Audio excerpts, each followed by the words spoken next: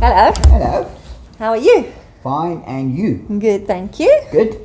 So welcome to BBHC's lucky number 13 podcast. Yeah. So today our podcast is all about the importance of reading labels on foods and supplements. Yeah. So why is it so important? Why can't we just believe them when they say it's keto friendly or organic or no sugar added? Well, keto friendly is not necessarily keto friendly, firstly. It's usually not. If it says keto friendly, Be suspicious. yeah, I'm your friend. Yeah, with a knife behind your back. Yeah. So it's like very misleading because they put all sorts of things into these keto friendly or sugar free or these kinds of foods that are possibly not classified as sugars, Yes. or they have other kinds of things in there, like if you're going to do keto properly, you have to do it the healthy way. So they put things in these that are not healthy, like preservatives and sulfites and other kinds of sugars that spike your insulin, and then they call it keto friendly, because they think. I mean, I often read those labels and I'm like, it's not keto friendly. I know, that's the first thing I'm like, Yeah. oxymoron. Yeah. But didn't tell us about the story. Didn't you just the other day got caught with organic? Yeah, yeah. Like I bought this lion's mane, which is like expensive. It's like so expensive, and me being the cheapskate, went for the cheapest one on the shelf. But I normally go for the good ones, but I went for the cheapest one because it was so expensive. I thought, let me try it out first, And I saw organic, and it was organic lion's mane. I was like, okay, great. I got it, and I bought it, and I got home, and then I looked on the label before I took it, and it's organic lion's mane extract and organic maltodextrin. Like I don't even know what organic maltodextrin is because What is that? it's synthetically made. How do you get organic? So that's a lie in itself. Yeah. So anyway, tell us how would one read a label then? Okay, yes. So you'd obviously, first of all, look at the nutritional value and see how many carbs is in the product. You want it not to be more than 50 grams. On our program, we usually want them to take about 20 grams of carbs per day, not per meal. And they must also look at the per serving on the... Yes, well, that was my next point. Sorry. But before that, also... what I was going to say was you have to deduct the fiber off the carbs so that you get the net carbs. Yes. Because the fiber How would obviously you do that? doesn't. I mean, how do you work it out? So on the nutritional value, it will have carbs and then it will have fiber. So you just deduct the amount of fiber from the carbs and then you get your net carbs and okay, so this product is only this. So it's like 10 grams of net carbs, 5 grams of dietary fiber. 10 minus 5 is 5, so it's 5 grams of net carbs. Exactly, yes. Okay. And then, of course, like you mentioned, you look at the serving size, because sometimes they say, it's only got 5 grams of net carbs per serving, but the serving is only 10 grams, and the whole packet is 100 grams. So if you're going to have the whole packet, you've got to multiply that times, whatever the size of the serving is, otherwise, or the whole packet, otherwise, So you got to take note of that. Yeah, that's interesting. And then, of course, it's actually more important to look at the actual listed ingredients. Yeah. Because sometimes it says, no sugars in there. But if you look at the listed ingredients, then there's stuff in there that acts as a sugar but doesn't get classified as a sugar. And then you get caught. So the first thing that's listed on the ingredients is the most amount. The highest amount in the product. And then, of course, you got to look and see, that it's non-GMO products as well. Yeah. That's part of the ingredients. Yes. So maybe you can give us an example of common GMO products and also fillers and preservatives, that kind of thing. Yeah, so I mean, firstly, just to explain what GMO is, it's a genetically modified organism. So it's basically been changed, and it's normally been changed to create a better yield when they're growing it in the field. Because they want to get more profit, so they want to spend less money on pesticides, they want to spend less money on farming. So they actually, a lot of the time, put the pesticide into the plant itself, so they don't actually have to go and spray it often. So it has a pesticide in the plant, and then the bugs just don't eat it. because it has, but But you you do. eat it. Yeah. Yeah, so I mean, these kinds of products are soy. Like 99.9% of soy on planet Earth is GMO. So it's like, the problem with the GMO soy is it acts like estrogen in the body. So it creates all kinds of hormone disruptions. Yeah. Canola oil, it's literally just fake. There's like and it is deadly for you. And it's highly processed. It's as highly well. processed, Yeah. and it's deadly. So, and then also with canola oil comes sunflower oil. You got the same kind of thing there. You got cottonseed oil. So if you see that, it's normally GMO. Yeah. Corn oil is normally GMO. Yes.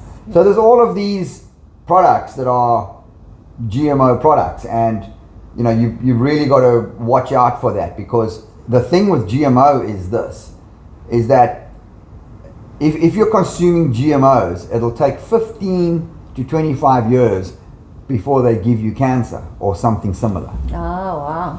So you can't now go back and say, oh, but your product made me sick. Yeah. Yeah. So you have no recourse. You just literally get sick, and you have no defense on what it was. But now that you know, you can check the label and you don't have to eat the GMO products. Exactly, yes. And then there's things like fillers and preservatives. Like, give me an example of one of each. Well, so a filler you would get like maltodextrin. Oh, wow. In actual fact, that's the most common one and the most deadly one. And then, as far as preservatives go, you've got sulfites. So sulfites are a preservative, and it does increase shelf life, so it can stand on your shelf longer, but they have all sorts of other repercussions. All sorts of other things that happen in the body. It does stop fungus from growing. It basically kills living organisms. That's what it does. Which is what it will do inside Yeah, because you. you're a living organism. Yeah. And also, it stops you from digesting it. Yes. So you don't digest those food. And it also lines the walls of your intestines so that you don't digest any other food that you eat that doesn't even have preservatives in it. Right. So those are the kinds of things that happen. And unless you're in America and Australia, they don't have to mark it on the label. Oh, so you wow. don't even know you're getting it. Although I do notice here in South Africa, they do mark it on the label. And so the sulfites are quite common in bacon. Yes, in bacon and cured meat. Yes. It's like it's common, and it's common in canned food like tomato paste, ketchup, pickles, any kinds of sauces, lime concentrate, vinegar, bacon, all like you said, all those things. Yeah. So be careful of the preservatives. But as far as the sugars go, or the fillers, so you've got this maltodextrin. And maltodextrin is, you first give us some examples of the sugars. Okay, yeah. So I've got a whole list, and you just need to, because sometimes it doesn't sound like sugar, but it is sugar, and it will spike your blood like If sugar. it sounds like it's got a complicated name, then It shouldn't have. it's not organic. Yeah. So you've got sucrose, fructose, you've got high fructose corn syrup, of course. That's definitely GMO and definitely deadly and processed. You've got aspartame or aspartame, depending on where you live. Beet sugar, blackstrap molasses, brown sugar, cane sugar, caramel, they call it, or caramel in South Africa.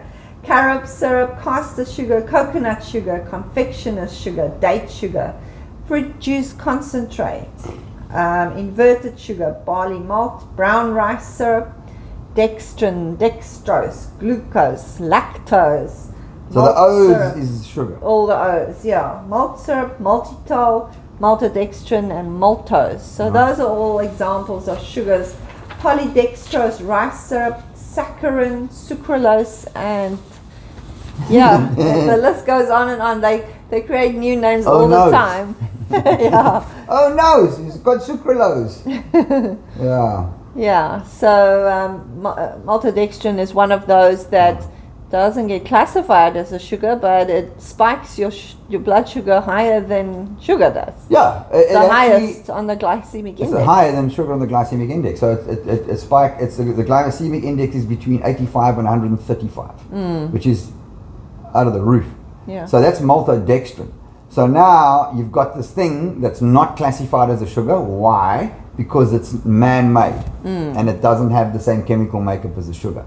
So they put it in keto-friendly products. Yes. So these guys are having these keto bars and keto shakes and all these things, and they get fatter. They get fatter and fatter and fatter because it's spiking their insulin more than sugar is. And it not only spikes your insulin more, and it has other health side effects. Side effects, yeah. But that's why you need to read the ingredients and not the nutritional value, because on the nutritional value it will say 0 sugar, but in the ingredient you'll see it's got maltodextrin. Yes, exactly. That's what I'm saying. And the other thing as well is, you've also got to look out for no added sugar. Oh yes. It's like no added sugar. Ooh. And you take it home and then you have a look at it and but it says you have 4 grams of sugar per 10 grams or something, and you're like, but it said no added sugar. It's like, yes, we didn't add any sugar to this. Like the fruit juice concentrate. Yeah, but the sugar that was already in there is still in. So you've got maltodextrin hiding in a lot of foods, like a lot of foods. And here's some of the foods that you will find it in. So you feed in a lot of foods, drinks, and especially supplements. Yes. Especially powders. So you'll have like natural flavorings. Oh, this is healthy, love. Let's get this. It's got natural flavorings. So maltodextrin is in that. Herbal extracts. Extracts are full of it. So not all, but generally extracts have maltodextrin in them because it's used as a drying agent. It keeps it in a powder form, which comes to the next thing.